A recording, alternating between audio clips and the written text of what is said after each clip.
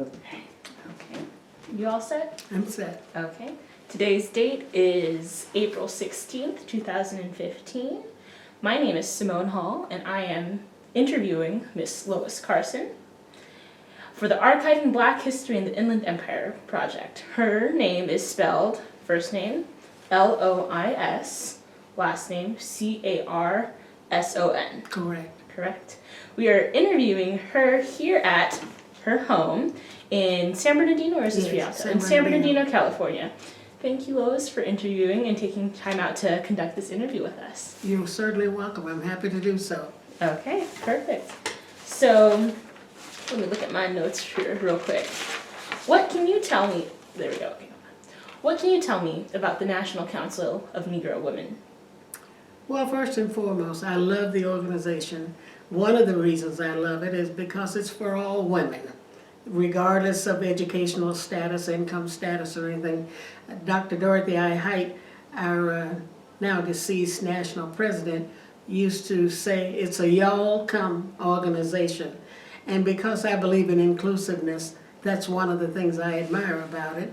Secondly, it focuses on women, children, and the families of these women, first of all women, and the communities in which these women live.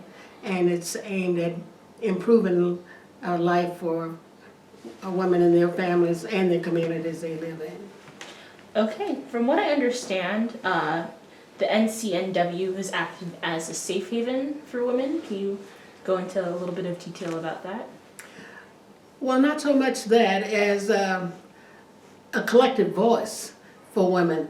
It was founded by Mary McLeod Bethune in 1955 at the Harlem branch of the YWCA, and she invited women who were heads of all the other national organizations at that time, and she indicated that we needed to have a stronger voice and presence at the seat of power, meaning Washington, D.C., and she entreated them to come together and form a council. They would still retain their individual identity, but for purposes of collective power, they would come together. And she used the example of, if I touch you with one finger, you may not know you've been touched, or two. But if I roll all my fingers up into a fist, we can deal a mighty blow. And with that, these other 18 organizations said, yes, we'll form the council, and it's been that way ever since. Today there are 36 organizations, and they are called affiliates. So that's kind of the history and purpose of the organization. Okay, so I understand you just explained why this organization was founded, but how was it founded? How did everything come together to form the NCNW? Well, it was that initial meeting, and when they voted at that time, it was founded. Every organization endorsed it, and it has been that way ever since. So that's how they came together, through an agreement to form this council. But they still are as separate as the fingers, but as together as the fist. Okay. Give me 2 seconds to get my wits about me.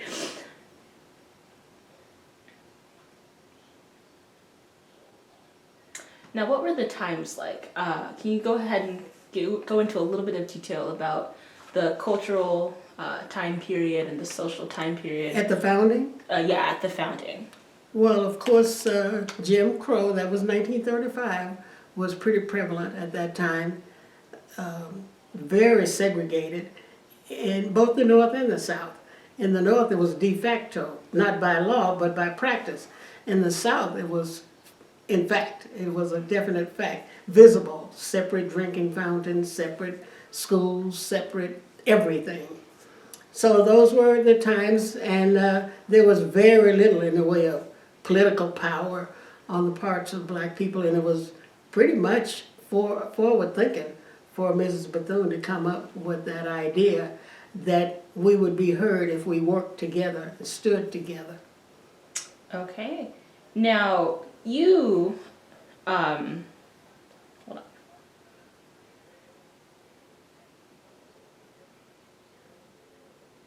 You have founded several different chapters here in the Inland Empire. Do you want to just begin Well, I telling me was about one the of the founders? founders of we call them sections in the National Okay. Council of Negro Women as opposed to chapters. And the idea being, when you break an orange open and you take out the sections of the orange, and the idea that we were sections, you know that it came from something bigger than that section. And the orange is the organization, the section is the local chapters.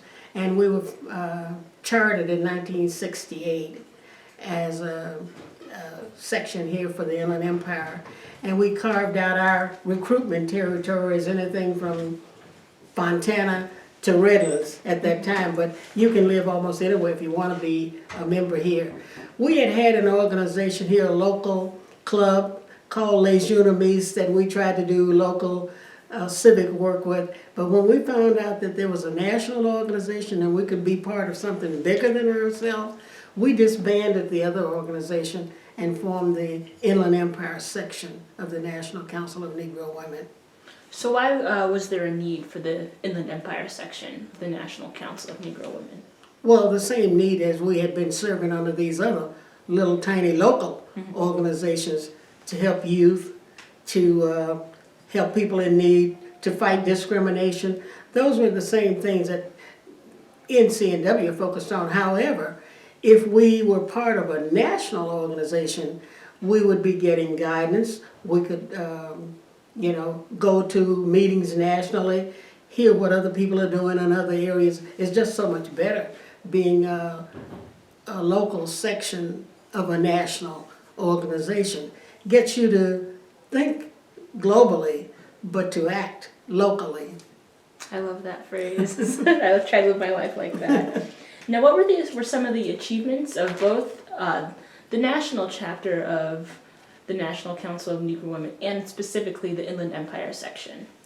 Well, nationally, we're involved in global politics as well now, in global service.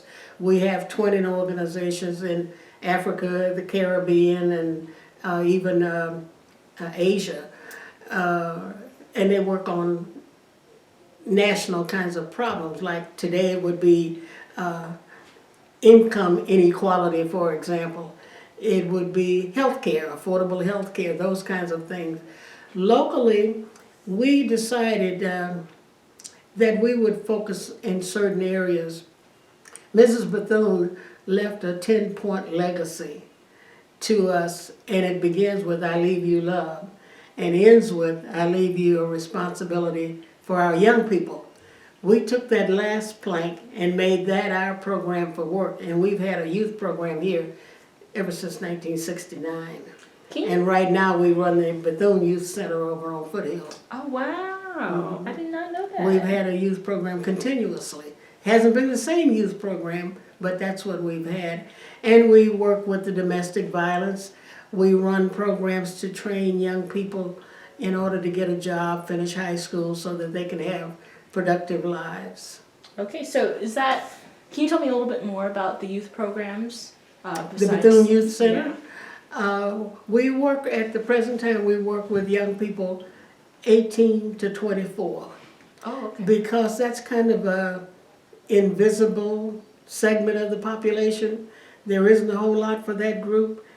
They pretty much stand outside, the body politic. The only part of the system that they know well is the police. They don't go to doctors. They drop out of school. They don't belong to anything. They don't vote. So they're just invisible to the population. Yet they are making babies and they can't take care of them. The young women mainly know the welfare department. The young men know the police. So we try to work with them to understand that you're part of this community.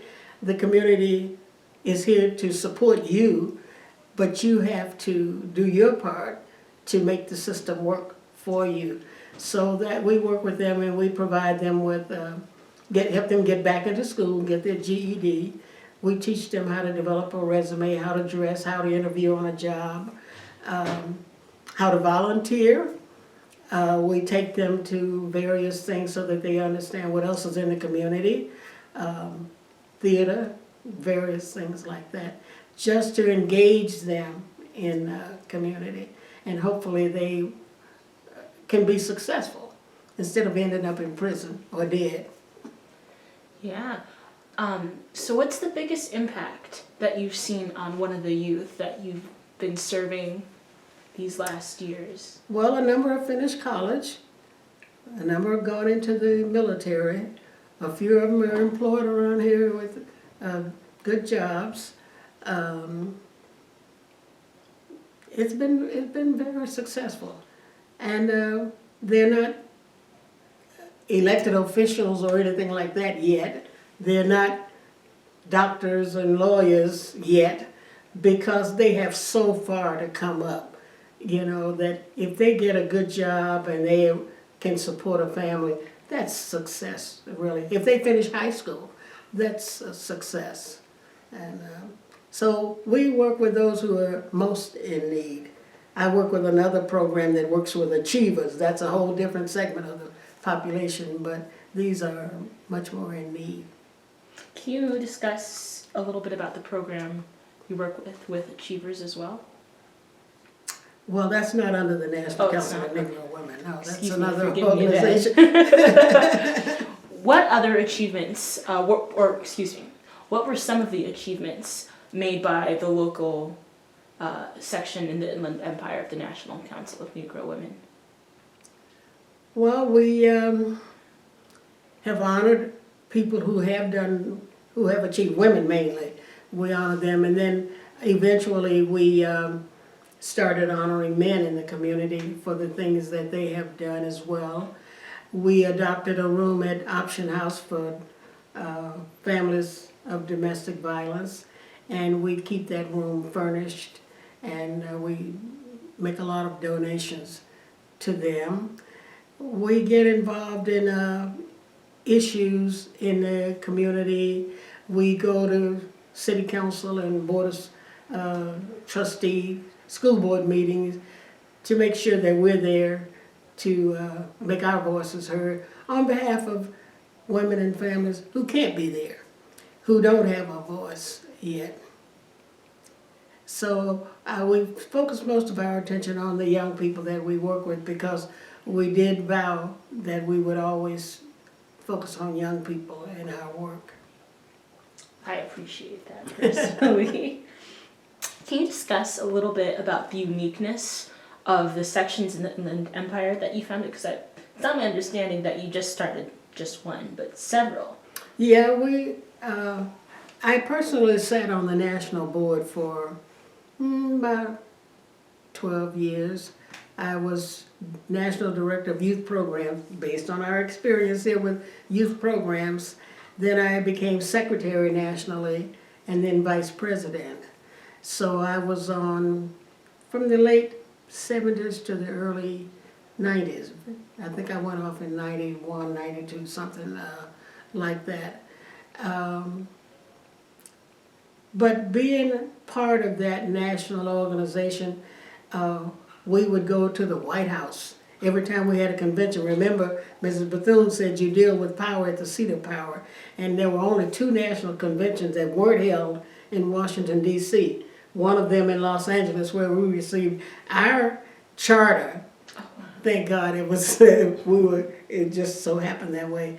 And the other was in Brooklyn, Harlem, New York, rather, where it was founded at the Harlem branch of the YWCA for our 50th anniversary. But it ties you in with the issues nationally, and you know that you're making an impact across the country, not just here, but here and there. Yeah. Now, what was it like? How many sections did you start in the Inland Empire? The Paris section, which is called the Willie Mae Taylor section, Moreno Valley section, High Desert, which includes Victorville and Barstow, Orange County, Pomona section. Those mainly were 6 of them, and Riverside section. Were there any obstacles that you faced while starting these sections, or any adversity, adversity from surrounding community? Mainly not, members? because most of the women really wanted it. I think that the adversity that I worked hard to overcome was any kind of power struggle on the part of the women who would be leader. Everybody wants to be leader, you know. So mainly that was the only thing. And we worked hard to kind of avert that, keeping everybody's eyes on the objective as opposed to the people. And then trying to forestall that by having a workshop. Here's what you need in a leader to start a fledgling organization, to make it grow. These are the kind of qualities, and so you get people to look at themselves and at others and look for the best person to do that, as opposed to my friend or myself or whoever. That's not it. That's not hard. That's not easy to do. No. It's very hard to do. I originally thought that there would be tension amongst non-black community members with the founding of the National Negro Women Council. Council of No, Negro and Women in the Empire. and we're open to non-blacks to come into the organization. Mrs. Roosevelt was a member of the very first, when they organized in New York. She went to one of the meetings at the Harlem branch of the YWCA. No president's wife would be able to go without security, you know, Secret Service people trailing in, but she was able to drive herself to that meeting at that time. Not only that, it became international, and Madam Pandit of India became a member of the National Council. So it's always been interracial, but they have to understand that our first priority is black women and their families. Now, if you get into that agenda, come on in. We want you, we need you. So we've always had non-black members. But I think that's so interesting to hear that the struggle was in fact a leadership struggle within the council itself, And just between women. That's a woman thing. Yeah. And but you can offset that if you can get their eyes on the big picture as opposed to the little picture. And it wasn't big enough to make a big deal out of it, but we worked to, well, my job as trying to get them organized was to try to avoid that with some strategies that would get their attention elsewhere. Now, clearly you have been quite a significant leader with the National Council and our local sections. And in a previous question, your response indicated that there are some really good guidelines and criteria a leader needs to start a fledgling organization. Can you discuss that a little bit? Well, you have to be knowledgeable. You have to know the organization that you're trying to sell. You have to behave in a way that tells everybody, I buy this myself, or you can't sell it to somebody else if you don't buy it yourself. You have to act out the example that you're trying to sell. You have to be able to communicate well so that people understand, not talk above their heads, but making sure that you are communicating. There's one thing to talk and speak, but there's another thing to communicate. You have to have a kind of a track record so that people will believe you, what you're saying. You've been there, you've done some of those things. And I love organizing. I believe in group dynamics. You can get more done with a group than you can with an individual. And I think that comes through, that you're sincerely trying to do that. And you talk in terms of the leader as a servant, here to do things, not just to tell people what to do, but to do it yourself. And I think the servant leader comes through a lot better than the leader. Now, I'm not sure what the next question I should ask. I would like to just go back to our focus on youth. Yes. Our very first youth program was called Checkmates. And it was a program to teach young kids, girls mainly when we started, in junior high school, to be checkmates. And they were similar to candy stripers in major hospitals. And we did our volunteer work in convalescent hospitals. So they were some. They wore a checkered jumper and a white blouse so that they would stand out and people would know these are checkmates. And we had a registered nurse whose husband was a doctor. She trained them in how to be checkmates in a hospital setting, how to be volunteers in a hospital setting. That was very successful. But then we had some girls who didn't really want to work in hospitals, so we asked Amina Carter to train them in office work. She was, I think, teaching office practice at night school, and she was working for someone, you know. So she trained our group of office checkmates. And we had a black librarian who taught them to be library checkmates. And we had a curriculum, we devised a curriculum for all of them. At this point, boys were saying they wanted to be part of that. So we integrated them and had boys and girls. The boys just wore a checkered shirt. And that went on for a while, and nationally, Dr. Haidt, our national president, was so impressed, we took checkmates to Washington. Wow. For the unveiling of the Mary McLeod Bethune statue in Washington, D.C. And when these people saw all these kids with checkered outfits on, who are they? What are they? Everybody across the country wanted to start checkmates. And Dr. Haidt wanted to accommodate that. So I went to Washington many times, and one of the staff and I wrote a grant to the Department of Labor to implement checkmates nationwide. The Department of Labor kept telling us, change this, modify that, do this, and by the time we got through that, it wasn't checkmates at all, it was something else. Dr. Haidt said, keep checkmates, but we'll do what they want for this grant. And at that point, we created, it was a new program called Creative Careers for Youth. Mm-hmm. And Amina became the executive director of that program. So we had checkmates and Creative Careers for Youth at that time. We never did get checkmates implemented nationally, but we kept it to a point, and it began to die off, so we focused on our other program. After Creative Careers for Youth, we were back on our own because I think it was Reagan who became president, and he cut out a lot of money from the Department of Labor, so that program went bye-bye. We wrote another grant and we got what we have now, the Bethune Youth Center, and that's been there since 1984. Oh, wow. Yeah, we've been doing that for that almost 30 years. Mm-hmm. Congratulations. And we get funding from the cities of San Bernardino, Rialto, some Department of Labor funding. Okay.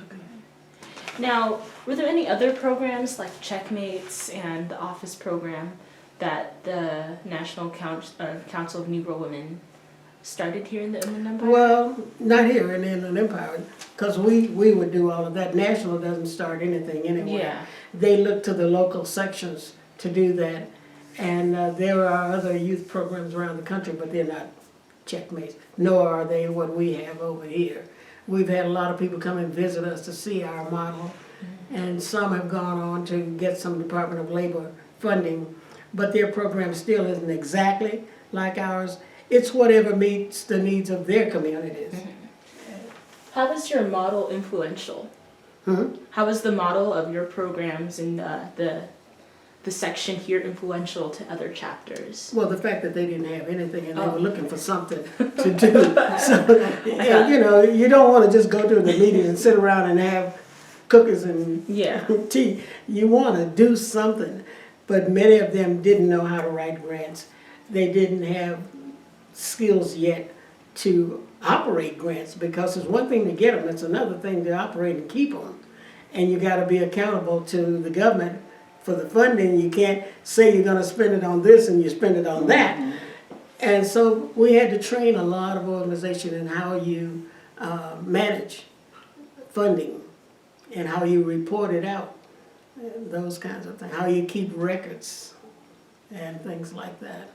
So I'm hearing that the National Council of Negro Women, especially the Inland Empire sections, multiple sections, not only trained other organizations and other sections on how to properly conduct themselves, they helped the youth. They had a founder who is a national member in a couple different positions. Are there any other huge achievements like that you care to discuss today? Or any achievements that you think you personally find significant? That me, that I did, or that the national? I'm here to talk about the local sections, and I want to talk about you. One year, let me tell you about when we started our international affairs. You know, I told you Madam Pandit of India was an early member. And Dr. Haidt, our national president, used to go to international meetings in different countries around the world. And in 1975, when the United Nations declared Decade for Women, have you heard of that? Yes. And they called for a meeting in Mexico City.